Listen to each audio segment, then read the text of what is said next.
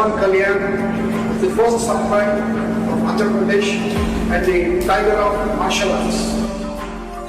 Golden dragon సంస్థ నుంచి tiger of martial arts అనే బిరుదును అందిస్తూ ఆయన్ని ప్రకటించారు.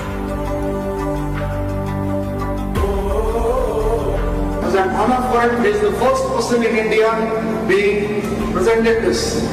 సోగో బూడో కాంట్రికై సంస్థ ద్వారా 5th డాన్ గౌరవాన్ని సోకే మురమత్సు సెన్సై నేతృత్వంలో టగేదా షింగన్ సమురాయ్ పరంపరలో పవన్ కళ్యాణ్ గారికి స్థానం కల్పించారు. ఇక్కడ టైగర్ అంటే హింస కాదు, హింసను అదుపులో ఉంచే బలం.